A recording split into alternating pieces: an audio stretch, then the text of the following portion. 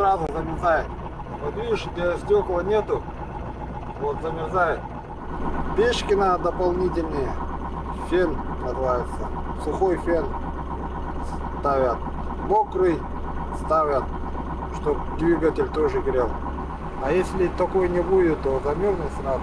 Полчаса и все. Масло густая станет. И крутить не будет.